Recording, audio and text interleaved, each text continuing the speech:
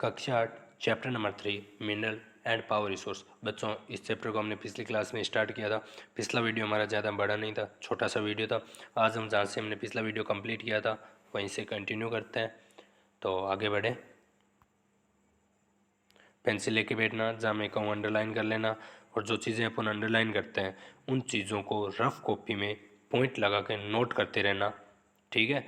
और कम से कम उस जो नोट लगे हुए हैं उनको 4 से 5 बार रीड करनी है। जब तक हमें याद ना हो जाए तब तक रीड करना है। और पूरे चैप्टर को हमें 2 से 3 बार तो रीड करना ही है, मिनिमम 2 से 3 बार। अगर ज़्यादा करते हो तो आपके लिए अच्छा है, ठीक है। तो शुरू करते हैं खनिजों के प्रकार। एक बार पिछली क्लास का रिवीजन करते हैं। पिछली क्लास में हमने क्या पढ़ा था? पिछली क्लास में सिर्फ डेफिनेशन पढ़ी थी। क्यों? क्योंकि हमारा वीडियो ज़्यादा बड़ा नहीं था। आगे अपन उसके आगे बढ़ते हैं। खनिजों के प्रकार। उससे पहले देखो साइड में दे रखा है, उनको पढ़े। सेल। सेल क्या? सेल हमने 7वीं क्लास में पढ़ा था बच्चों। सेल सर 3 प्रकार की होती है। जो हमारी परपट्टी होती है उसमें अनेक प्रकार से खनिजों से मिलकर बनी होती है, उसे अपन क्या कहते हैं? सेल कहते हैं। जो पृथ्वी की सतह से जो परपट्टी बनती है हमारी, परपट्टी, मेंटल, क्रोड, इनमें अनेक प्रकार के खनिज पाए जाते हैं। अलग अलग प्रकार के अनेक खनिज पाए जाते हैं असमान रूप से। इनसे जो खनिजों से मिलकर जो परपट्टियाँ बनती है, चट्टानें बनती है, उन्हें अपन क्या कहते हैं? सेल कहते हैं। या अगर दूसरी भाषा में शॉर्ट में बताऊँ तो चट्टान समझ लो, ठीक है ना। जिन सेलों या सेल खनिज अवयवों के अनिश्चित संगठन वाले एक या एक से अधिक खनिजों का एक समूहन है। मतलब जिन सेलों या चट्टानों में खनिज निकलते हैं उसमें एक खनिज नहीं निकलता। जहाँ पे खनिज निकलते हैं वहाँ पे बहुत सा समूह में निकलते हैं, फिर उनको अलग अलग करना पड़ता है, ठीक है। वहाँ पे एक या एक से अधिक खनिजों का क्या होता है? समूह होता है, जिसको अपन निकालते हैं। सेल जिनसे खनिजों का खनन किया जाता है अयस्क कहे जाते हैं। जिन सेलों से अपन खनन करते हैं, मतलब निकालते हैं खनिजों को, उन्हें क्या कहते हैं? अयस्क कहते हैं। यद्यपि 2800 से अधिक खनिजों की पहचान की गई है, जिनमें से केवल लगभग 100 अयस्क खनिज समझे जाते हैं। मतलब 2800 से अधिक की गई है पहचान, लेकिन इम्पोर्टेंट कितने हैं? 100 अयस्क की खनिज है, ठीक है। तो इस पैराग्राफ को अंडरलाइन कर लेना। जितना मैंने गोला बना रहा हूँ मैं, उसको क्या कर लेना? अंडरलाइन कर लेना। इम्पोर्टेंट है, रफ कॉपी में भी नोट कर लेना। आगे बढ़ते हैं, शुरू करते हैं आज की क्लास। खनिज के प्रकार। पृथ्वी पर 3000 से अधिक विभिन्न खनिज है, ठीक है। 3000 याद नहीं करना है हमें, कितने याद करने हैं? जो हमारे लिए इस चैप्टर में इंपॉर्टेंट आते हैं, जिसमें मुख्य नाम आते हैं, उनको अपन याद कर लेंगे। डरना मत कि सर अब 3000 के 3000 नाम याद रखने पड़ेंगे। नहीं, हमें तो एक चैप्टर में मुश्किल से होता है। इतने 3000 नाम याद नहीं रखने, सिर्फ चैप्टर याद हो जाएगा, हमें नंबर उससे ही मिल जाएंगे। आगे बढ़ते हैं। संरचना के आधार पर खनिजों को मुख्यतः धात्विक और अधात्विक खनिजों में वर्गीकृत किया गया है। खनिजों को 2 भागों में बांट पड़ेंगे अपन। 2 भाग कौन से हैं? धात्विक और अधात्विक। अब इसको डेफिनेशन से लिखोगे तो ये नोट जरूर रखना कि खनिजों को हमने संरचना के आधार पर करते हैं। किस आधार पर करते हैं? हम खनिजों को संरचना के आधार पर 2 भागों में वर्गीकृत कर सकते हैं। और वे 2 वर्गीकृत कौन से हैं? धात्विक और अधात्विक। अगर धात्विक की बात करें तो धात्विक खनिजों में धातु कच्चे रूप में मिलती है हमें। और धातु का मतलब होता है जो कठोर होती है, जो ऊष्मा और विद्युत की क्या होती है? सुचालक होती है। ये धातु की पहचान होती है, विशेषता होती है। क्या होती है? विद्युत की क्या होती है? सुचालक होती है। और अधात्विक खनिज कौन से होते हैं? अधात्विक खनिज जिनमें धातु क्या होगी? जिसमें धातु नहीं होगी। तो आगे बढ़ते हैं, अंडरलाइन लगा लेना जहाँ से मैं लगा रहा हूँ। संरचना के आधार पर खनिजों को मुख्यतः धात्विक और अधात्विक खनिजों में वर्गीकृत किया गया है। अगर ये आप बनाओ तो और भी अच्छा है, इससे आपको इजी समझ आ जाएगा और बहुत जल्द आप कवर कर सकते हो। एग्जामिनर भी देखेगा तो अच्छा प्रभाव पड़ेगा आपका कॉपी का। धात्विक खनिजों में धातु कच्चे रूप में होती है। धातुएं कठोर पदार्थ है जो ऊष्मा और विद्युत को क्या करती है? सुचालित करती है।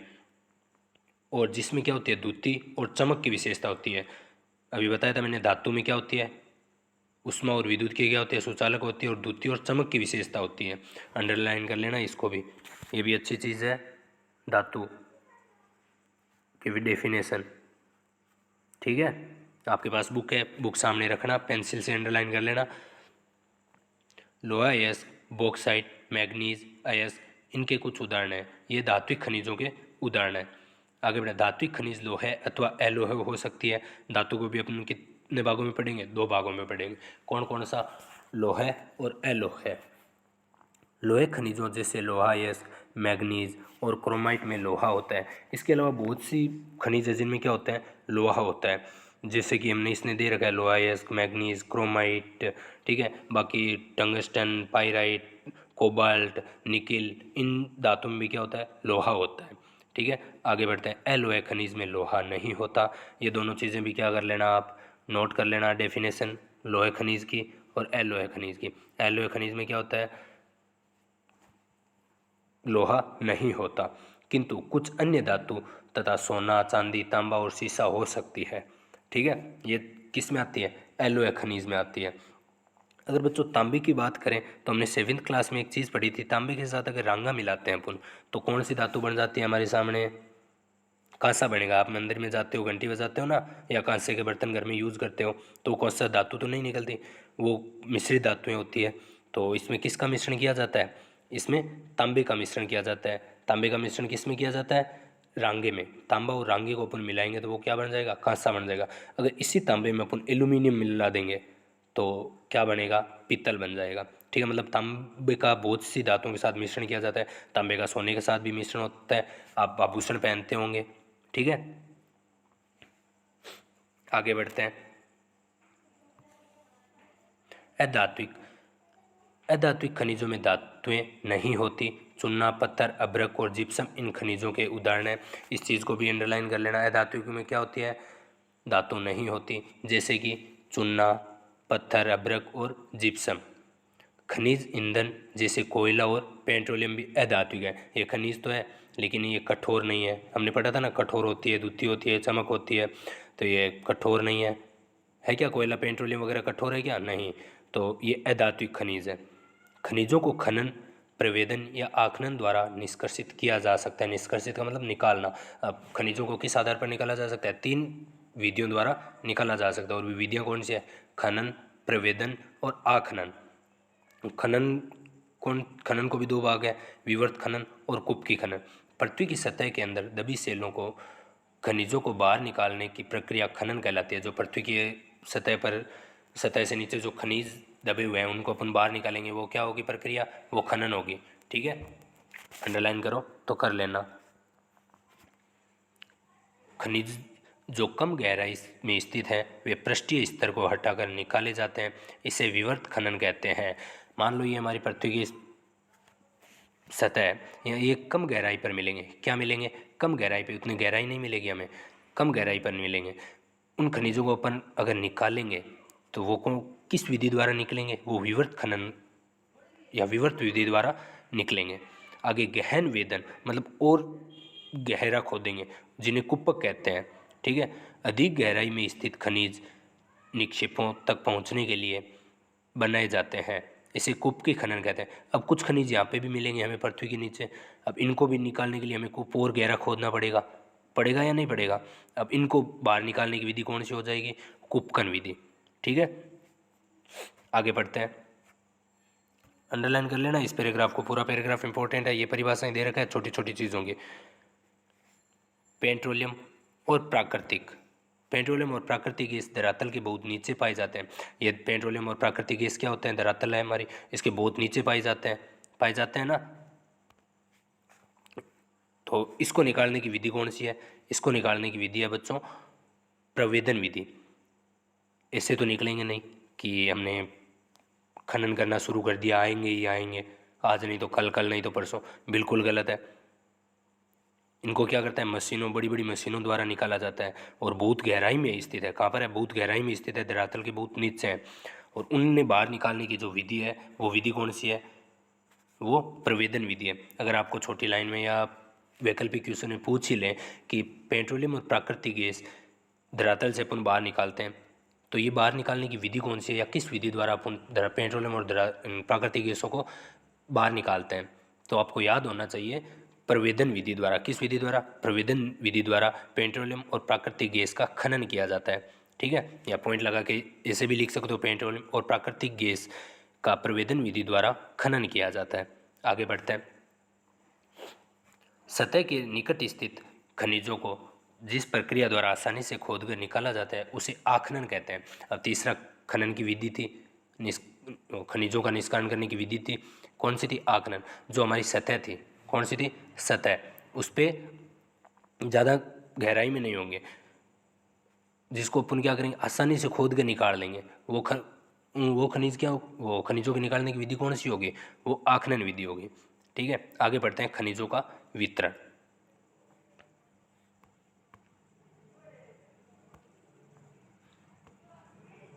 इससे पहले देखो साइड में दे रखा है, आप सेल को देखकर बता सकते हैं कि यदि इसमें तांबा है, क्योंकि तब सेल का रंग नीला प्रतीत होता है। अगर कोई सेल आपको सामने दिखाई देती है, मतलब चट्टाने वगैरह, या कहीं आप घूमने जा रहे हो तो वहाँ पे सेलें वगैरह दिखाई देती है या आपको नज़र आती है, तो आप वो अगर आपको थोड़ी नीली नीली दिखाई दे रही है तो आप उसको देख के बता सकते हो इस सेल में या इन सेलों में तांबा खनिज पाया जाएगा। कौन सा खनिज पाया जाएगा? तांबा सेल, क्योंकि तांबा जिस सेलों में होता है वह कौन, उसका रंग क्या हो जाता है? नीला हो जाता है। ठीक है, आगे बढ़ते हैं। खनिजों का वितरण। इस पैराग्राफ को शुरू करने से पहले बच्चों छोटा सा मैप पे देखते हैं, नज़र डालते हैं अपन। ये हमारा विश्व का मैप है। ठीक है, अगर आप के पास आसपास कहीं दुकानें होगी तो हॉलीडे चल रहे हैं, 2 से 3 मैप लाके एक्स्ट्रा लाके घर पे रख लो। जितने आप भरोगे, जितने आप हाथों से प्रैक्टिस करोगे, उतने आपका मजबूत होगा। ठीक है, जिस तरह हमने भारत का मैप क्लास में वर्क किया था, कंप्लीट किया था, आज हम उसको बिना देखे मेंशन कर लेते हैं पूरा। वैसे ही मैं एक विश्व का मैप का अलग से वीडियो डाल दूंगा, जिसको मैं विश्व का मैप भरना सिखा दूंगा। ठीक है, अगर जल्दी क्लासें लगनी शुरू हो जाएगी तो मैं क्लास में ही सिखा दूंगा, वरना एक वीडियो भी आपको प्रोवाइड करवा दूंगा। इससे पहले ये देखो 7 महाद्वीप है, वो पढ़ लेते हैं। अब द्वीप किसे कहते हैं, ये छोटी सी परिभाषा तो आपको 8th क्लास के बच्चों को पता है। महाद्वीप जो बड़े होंगे, द्वीपों का रूप। ठीक है, आगे बढ़ते हैं। ये कौन कौन से? एशिया महाद्वीप यहाँ मिलेगा हमें। कौन सा? एशिया महाद्वीप, यूरोप महाद्वीप, अफ्रीका महाद्वीप। ठीक है, नोट कर लेना, पेंसिल लगाना हाथ में, पेंसिल रखना और साइन या चिन्ह लगा लेना अपना। उत्तरी अमेरिका और दक्षिणी अमेरिका। ठीक है, अमेरिका उत्तरी और दक्षिणी, या उत्तरी अमेरिका, दक्षिण अमेरिका, नोट कर लेना। और ये छोटा सा ऑस्ट्रेलिया। 6 हो गए। 7वां अंटार्कटिका महाद्वीप। ठीक है, 7 महाद्वीप हो गए, नोट कर लेना। ज़्यादा हार्ड नहीं है, 2 से 3 बार भरोगे तो याद हो जाएगा। ठीक है, एशिया, यूरोप, अफ्रीका, उत्तरी अमेरिका, दक्षिण अमेरिका, ऑस्ट्रेलिया और अंटार्कटिका। ठीक है, आगे बढ़े, वापस पैराग्राफ को शुरू करते हैं। खनिज विभिन्न प्रकार की सेलों में पाए जाते हैं। कुछ आग्नेय सेलों में, मैंने बताया था सेल कितने प्रकार की होती है? 3 प्रकार की होती है। कौन कौन सी? आग्नेय, अवसादी और कायांतरित। उन सेलों का जिक्र होगा, आप देखना। खनिज पाए जाते हैं वो इन सेलों में ही पाए जाएंगे। अब कुछ खनिज के आग्नेय सेलों में पाए जाते हैं, कुछ कायांतरित में पाए जाते हैं, और कुछ क्या होता है? अवसादी सेल में पाए जाते हैं। अब देखते हैं कौन से कायांतरित में पाए जाते हैं, कौन से अवसादी में, और कौन से इसमें आग्नेय में पाए जाते हैं। धात्विक खनिज आग्नेय और कायांतरित सेल समूह में, जिनमें विशाल पठारों का निर्माण होता है, में पाए जाते हैं। अंडरलाइन कर लेना, बहुत अच्छी इंपॉर्टेंट चीज़ है ये। धात्विक जो खनिज होते हैं वो किन सेलों में पाए जाते हैं? आग्नेय और कायांतरित सेल समूह में पाए जाते हैं, जिनमें क्या होता है? विशाल पठारों का निर्माण होता है। ठीक है, जैसे उत्तरी स्वीडन में लोहायस्क, ओंटेरिया कहाँ है? कनाडा में है। ओंटेरिया में तांबा और निकेल के निक्षेप। दक्षिण अफ्रीका में लोहा, निकेल, क्रोमाइट और प्लेटिनम। ठीक है, ये कौन से धात्विक खनिज जो आग्नेय या कायांतरित सेलों में पाए जाते हैं? आग्नेय और कायांतरित सेलों में पाए जाने वाले खनिजों के उदाहरण हैं। ठीक है, अब आगे बढ़ते हैं। मैदानों और नवीन वलित पर्वतों के अवसादी सेल समूह में अधात्विक खनिज जैसे चूना पत्थर पाए जाते हैं। जो मैदान होते हैं, मैदान और नवीन वलित पर्वत, जो पर्वत बनते हैं धीरे धीरे, ज़्यादा पुराने नहीं होते, प्राचीन नहीं होते। उनमें जो खनिज पाए जाते हैं वो कौन से हैं? चूना पत्थर। कौन से? चूना पत्थर। जैसे फ्रांस के कॉकेसस प्रदेश के चूना पत्थर, जॉर्जिया और यूक्रेन के मैग्नीज निक्षेपण और अल्जीरिया के फास्फेट संस्तरण इसके कुछ उदाहरण हैं। ठीक है, ये चीज़ भी यहाँ पे देखो नोट कर लेना कि मैदानों और नवीन वलित पर्वतों में अवसादी शैल समूहों में अधात्विक खनिज पाए जाते हैं। तो अधात्विक कहाँ खनिज पाए जाएंगे? मैदानों और नवीन वलित पर्वती के अवसादी शैलों में पाए जाते हैं। और धात्विक खनिज कहाँ पाए जाएंगे? धात्विक आग्नेय और कायांतरित शैलों में पाए जाएंगे। ठीक है, शैल समूह में। आगे बढ़ते हैं। जैसे इस मैप में देखो साइड में दे रखा है बच्चों, तांबा के लिए ये चिन्ह है, ठीक है, लोहे के लिए ये है, बॉक्साइट के लिए ये है। तो मैप में देखना किन किन क्षेत्रों में कौन कौन से खनिज पाए जाते हैं, हमें समझ आ जाएगा। उदाहरण इसके दे रखे हैं। आगे बढ़ते हैं। अब बच्चों डेफिनेशन लगभग हमारे ख़त्म हो गई है। अब ये हमारा आंकड़ा शुरू हो रहा है। ठीक है, किस महाद्वीप में? हमने अभी एशिया, यूरोप, अफ्रीका, उत्तरी अमेरिका, दक्षिण अमेरिका, ऑस्ट्रेलिया, अंटार्कटिका, इन महाद्वीपों के बारे में पढ़ा था। ये कौन सा महाद्वीप कहाँ है? अब इन महाद्वीपों को थोड़ा अंदर देखेंगे, किस महाद्वीप में कौन सा खनिज ज़्यादा पाया जाता है। इन आंकड़ों को आप कम से कम 2-3 बार पढ़ना, वरना जैसे वीडियो देखोगे वैसे ही भूल जाओगे। क्यों? क्योंकि जब तक सेल्फ स्टडी या सेल्फ प्रैक्टिस नहीं करोगे तब तक आपके दिमाग में नहीं घुसती चीज़ें। ठीक है, तो अपने आप पढ़ना बहुत ज़रूरी है। जैसा मैं पढ़ा रहा हूँ या जैसा आपको लगे वैसा आप इस चैप्टर को पढ़ना। ठीक है, तो शुरू करते हैं एशिया। उससे पहले देखो ये चीज़ बहुत इंपॉर्टेंट है, स्विट्ज़रलैंड में कोई ज्ञात खनिज निक्षेप नहीं है। जो स्विट्ज़रलैंड है उसमें कोई भी ज्ञात खनिज नहीं है ज्ञात। ठीक है, आपके सामने वैकल्पिक क्वेश्चन में मान लो आ जाए कि किस क्षेत्र में कोई खनिज निक्षेप नहीं पाया जाता, तो वो कौन सा क्षेत्र हो जाएगा? स्विट्ज़रलैंड। कौन सा? स्विट्ज़रलैंड। आगे बढ़ते हैं।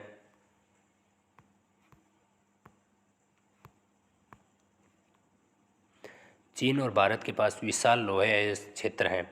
यह महाद्वीप विश्व के आधे से अधिक टीन उत्पादन करते हैं।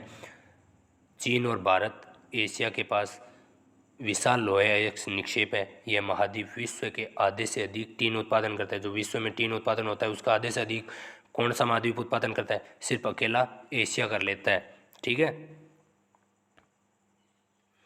चीन, मलेशिया और इंडोनेशिया विश्व के अग्रणी टीन उत्पादक है।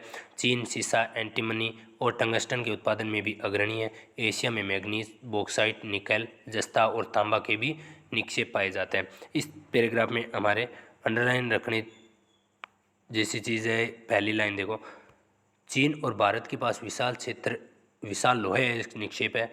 यह महाद्वीप विश्व के आधे से अधिक टीन उत्पादन करता है। ठीक है, तो आपको ध्यान में होना चाहिए एशिया महाद्वीप विश्व में जो टीन उत्पादन होता है उसका आधे से अधिक केवल एशिया महाद्वीप अकेला उत्पादन कर लेता है। ठीक है, और अग्रणी देश कौन से हैं जो ज़्यादा उत्पादन करते हैं? चीन, मलेशिया, इंडोनेशिया, ये है एशिया महाद्वीप में। नेक्स्ट बढ़ते हैं। बाकी चीन, सीसा, एंटीमिनिया इनका भी क्या होता है? उत्पादन होता है। ठीक है, मैग्नीज, बॉक्साइट, निकेल, जस्ता और तांबा के भी निक्षेप एशिया में पाए जाते हैं। जो अग्रणी और जो मुख्य है उनको तो याद रखना। दूसरा आंकड़ा हमारे सामने आ रहा है, दूसरे क्षेत्र का है यूरोप। कौन सा है? यूरोप। यूरोप विश्व में लोहा अयस्क का अग्रणी उत्पादक है। अगर आपको पूछ ले लोहा अयस्क का अग्रणी उत्पादक कौन सा महाद्वीप है, तो ये महाद्वीप कौन सा है हमारे लिए?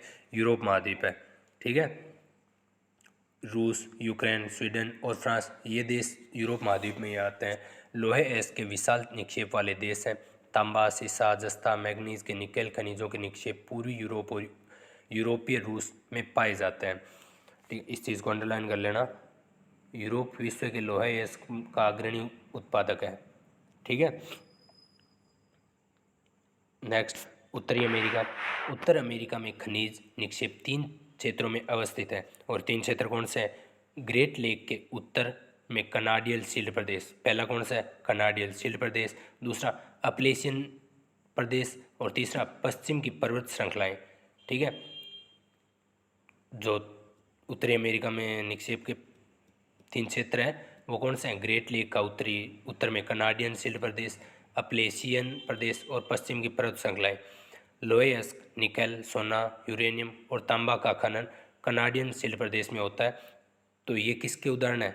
ये कनाडियन शिल्ड प्रदेश के। ग्रेट लेक में किन का उत्पादन ज़्यादा होता है? लोएस्क, निकेल, सोना, यूरेनियम और तांबा का खनन होता है। ठीक है, आगे बढ़े।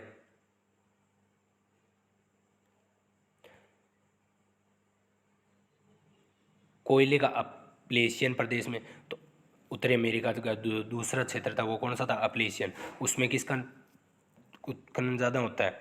उसमें कोयले का। और तीसरा जो था पश्चिमी पर्वत श्रृंखलाएं वो कौन सा था? पश्चिमी कार्डिलेरा में तांबा, सीसा, जस्ता और सोने का होता है। ठीक है, ये चीज़ भी अगर ध्यान में रहे तो और अच्छा है, याद रखना। बाकी इसका एक क्वेश्चन बन जाएगा जिसका मैं उत्तर आपको लिखाऊंगा। दक्षिण अमेरिका, ब्राज़ील विश्व में उच्च कोटि के लोहे इसका सबसे बड़ा उत्पादक है। चिली और पेरू तांबे के अग्रणी उत्पादक हैं। तो दक्षिण अमेरिका में अग्रणी उत्पादक देश कौन से हैं तांबे के? तो वो कौन से हो जाएंगे? चिली और पेरू। कौन से देश है? चिली और पेरू। देखो, सब महाद्वीप में सारे देश अलग अलग धातुओं के, खनिजों के अग्रणी देश हैं। अगर वो आपको ये वैकल्पिक क्वेश्चन में अगर पूछेगा तो वो महाद्वीप का नाम ज़रूर देगा। ठीक है, ज़्यादा नहीं, हमारे 2 या 3 क्वेश्चन बनेंगे वैकल्पिक क्वेश्चन। आगे बढ़ते हैं। ब्राज़ील विश्व के उच्च कोटि के लोहे इसका सबसे बड़ा उत्पादक। चिली और पेरू तांबे के अग्रणी उत्पादक है। ब्राज़ील और बोलीविया विश्व में टीन के सबसे बड़े उत्पादकों में से एक है। दक्षिण अमेरिका के पास सोना, चांदी, जस्ता, क्रोमियम, मैग्नीज, बॉक्साइट, अभ्रक, प्लेटिनम, एस्बेस्टस और हीरा के विशाल निक्षेप हैं। ये खनिज है जो किस महाद्वीप में सबसे ज़्यादा है? दक्षिण अमेरिका में। ठीक है, खनिज तेल वेनेजुला, अर्जेंटीना, चिली, पेरू और कोलंबिया में भी पाए जाते हैं। तो इसमें देखो पहली लाइन है ना, वो अंडरलाइन कर लेना, ये चीज़ हमारे लिए काम की है। और दूसरी भी, जो चिल्लू और पेरू तांबे के अग्रणी उत्पादक है। बाकी इन आंकड़ों को भी हमें ध्यान में रखना है। ठीक है, इग्नोर नहीं करेंगे इनको। नेक्स्ट, दक्षिण अफ्रीका खनिज संसाधनों में धनी है।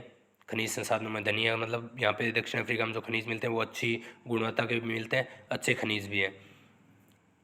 यह हीरा, सोना और प्लेटिनम का विश्व में सबसे बड़ा उत्पादक है। ये अंडरलाइन कर लेना, दक्षिण अफ्रीका है जो हीरा, सोना और प्लेटिनम में क्या है? विश्व के क्या है? सबसे बड़ा उत्पादक है। ठीक है, अंडरलाइन कर लेना। दक्षिण अफ्रीका, जिम्बाब्वे और जायरे विश्व के सोने का एक बड़ा भाग उत्पादित करते हैं। तांबा, लोहे, क्रोमियम, यूरेनियम, कोबाल्ट और बॉक्साइट दक्षिण अफ्रीका में पाए जाने वाले अन्य खनिज हैं। तेल नाइजीरिया, लीबिया और अंगोला में भी पाया जाता है। ठीक है, पहली 2 लाइन इंपॉर्टेंट है।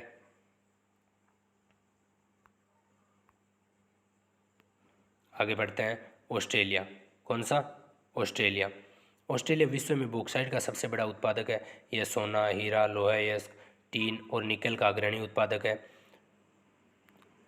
यह तांबा, सीसा, जस्ता और मैग्नीज में भी संपन्न है। पश्चिमी ऑस्ट्रेलिया के कालगुरली और कुलगार्डी क्षेत्रों में सोने के सबसे बड़े निक्षेप हैं। पहली लाइन अंडरलाइन रखना, ऑस्ट्रेलिया विश्व में बॉक्साइट का सबसे बड़ा उत्पादक है। आपसे पूछ ले बॉक्साइट का सबसे बड़ा उत्पादक कौन सा महाद्वीप है, तो वह कौन सा है? ऑस्ट्रेलिया। कौन सा है? ऑस्ट्रेलिया। अगर ये भी पूछ ले ऑस्ट्रेलिया विश्व में किस खनिज का सबसे बड़ा उत्पादन करता है या उत्पादक है, तो वह कौन सा है? बॉक्साइट खनिज। ठीक है, नेक्स्ट, अंटार्कटिका महाद्वीप जो नीचे देखा था। विभिन्न खनिज निक्षेपों पूर्वानुमान में कुछ संभवतः विशाल के लिए अंटार्कटिका का भूविज्ञान पर्याप्त रूप से सुप्रसिद्ध है। ट्रांस अंटार्कटिक पर्वत में कोयले और पूर्वी अंटार्कटिका के प्रिंस चार्ल्स पर्वत के निकट लोहे के महत्वपूर्ण मात्रा में निक्षेपों का पूर्वानुमान किया गया है। लोहेयस्क, सोना, चांदी और तेल में भी वाणिज्यिक मात्रा में उपलब्ध है। ठीक है, ये अंटार्कटिका महाद्वीप में भी पूर्वानुमान वगैरह किया गया है कि वहाँ पे भी क्या है? खनिज में पर्याप्त मात्रा में मिलते हैं। ठीक है, तो आगे बढ़ते हैं। इससे पहले देखो साइड में दे रखा है, उस पर नज़र डालते हैं।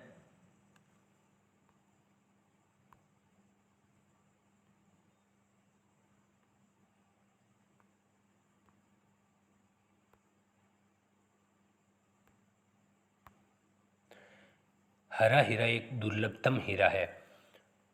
हरा हीरा क्या है? दुर्लभतम हीरा है, आसानी से नहीं मिलता। विश्व की प्राचीनतम सेलें पश्चिमी ऑस्ट्रेलिया में है। वे 430 करोड़ वर्ष पूर्व बने हैं। कितने वर्ष? 430 करोड़। एक या दो या तीन वर्ष की बात नहीं हो रही, 430 करोड़।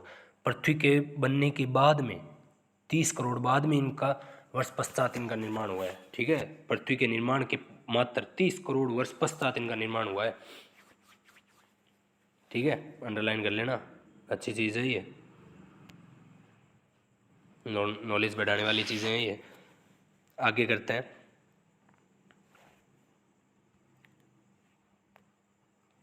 नेक्स्ट, खनिजों का उपयोग कौन सा है बच्चों? खनिजों का उपयोग। अब अपन खनिजों का उपयोग कैसे करते हैं? ठीक है, आपने अपने पास जो खनिजें हैं, नमक, ग्रेफाइट वगैरह, इनका आप उपयोग कैसे करते हो? लोहा वगैरह, इनका उपयोग कैसे करते हो?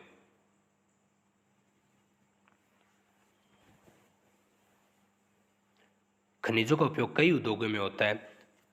रत्नों के लिए प्रयोग किए जाने वाले खनिज प्राय कठोर होते हैं। अपन जो रत्न वगैरह, आभूषण वगैरह बनाते हैं, उसमें खनिज क्या होते हैं? कठोर होते हैं। ऐसा नहीं है कि हमने हाथ में वगैरह पहना, वो पिघल के पता नहीं कहाँ गिरा। इन्हें आभूषण बनाने के लिए विभिन्न शैलियों में जड़ा जाता है। तांबा एक अन्य धातु है जिसका उपयोग सिक्के से लेकर पाइप तक प्रत्येक वस्तु में किया जाता है। मैंने अभी बताया था, तांबे को अपन अलग अलग धातुओं में मिलाएंगे तो उनका अलग अलग रूप बन जाएगा। कांसे में अगर कांसा बनाना है हमें, तो उसमें तांबे के साथ क्या मिलाएंगे? रांगा मिलाएंगे। रांगे का दूसरा नाम क्या होता है? टीन। ठीक है, रांगा या टीन मिलाएंगे तो हमारे पास कौन सी धातु उत्पन्न होगी? कांसा हो जाएगी। और वहीं अपन जो घर में यूज़ करते हैं पित्तल, अगर वो प्योर पित्तल थोड़ी है, उसमें प्योर पित्तल कब बनता है? वो जब उसमें तांबा और एल्यूमिनियम मिलता है तो वो पित्तल का रूप ले लेता है। ठीक है, आगे बढ़ते हैं। एल्यूमिनियम जिसे उसके अयस्क बॉक्साइट से प्राप्त किया जाता है। अब एल्यूमिनियम कहाँ से निकलता है? एल्यूमिनियम बॉक्साइट से निकाला जाता है। का उपयोग ऑटोमोबाइल और हवाई जहाज, बोतलबंदी उद्योग, भवन निर्माण और रसोई के बर्तन तक में होता है। मतलब इन खनिजों का निर्माण हम अलग अलग रूप में करते हैं, जिसमें जहाँ आवश्यकता होती है उस खनिज का प्रयोग करते हैं ना। ठीक है, आगे बढ़ते हैं। खनिजों का संरक्षण।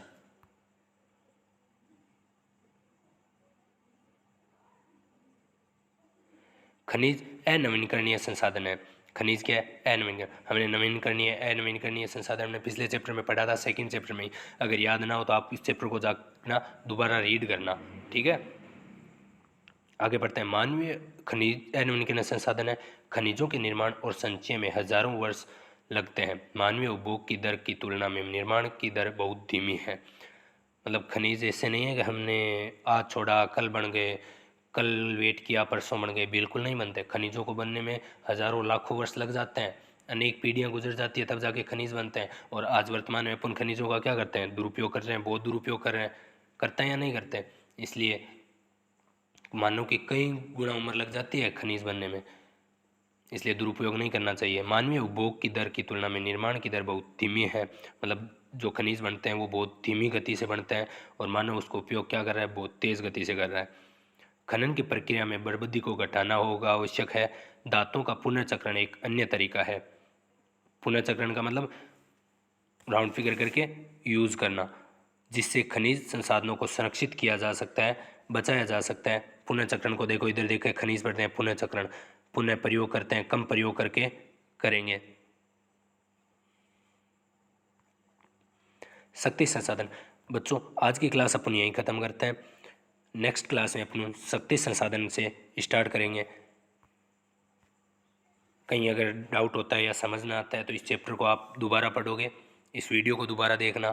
फिर भी अगर आपके कहीं डाउट होता है तो आप नोट करके रखना, और उस चीज़ को क्लास में जब भी अपन की क्लास स्टार्ट होगी तो उसको क्या कर लेंगे, अपन डाउट क्लियर कर लेंगे। ठीक है, तो आज के लिए बस इतना ही, मिलते हैं नेक्स्ट क्लास में। एक चीज़ देखो, यहाँ पे लोहा हो रहा है, लोहा खनिज, इस चीज़ को ध्यान रखना। ये डेफिनेशन है ना, ये छोटी डेफिनेशन लग रही होगी आपको, सारी छोटी छोटी डेफिनेशन लग रही होगी, पर इंपॉर्टेंट चीज़ें हैं ये, ठीक है ना, नोट कर लेना। लोहे खनिज की अगर अपन बात करते हैं तो भारत है ना लोहे का उत्पादन करता है। तो राजस्थान है ना अपना, वो चौथे स्थान पर है। कौन सी स्थान पर है? चौथे स्थान पर। भारत में राजस्थान से ऊपर भी 3 राज्य हैं जो भारत राजस्थान से ज़्यादा लोहे खनिज का क्या करते हैं? उत्पादन करते हैं। एक्स्ट्रा चीज़ अगर नोट करो तो अगर पेंसिल से नोट कर लेना, पेन से अगर साइड में लिखो तो कर लेना। पहला राज्य कौन सा है? कर्नाटक है। और उसके ऊपर हमने पढ़ा था ओडिशा, पढ़ा था ना ऊपर, ओडिशा। ओडिशा से ऊपर कौन सा है? झारखंड। तो ये 3 है क्रम से, कर्नाटक, कर्नाटक के बाद में ओडिशा, ओडिशा के बाद में झारखंड, और झारखंड के बाद में कौन सा आता है? हमारा राजस्थान या मारो राजस्थान। ठीक है बच्चों, आज के लिए बस इतना ही, मिलते हैं नेक्स्ट क्लास में। उम्मीद है आप घर पे पढ़ रहे होंगे और अच्छे से पढ़ना। एग्ज़ाम होंगे अपने, तो अपनी स्टडी पे बैक नहीं लगना चाहिए, स्टडी कंटिन्यू रहनी चाहिए। ठीक है, तो आज के लिए बस इतना ही।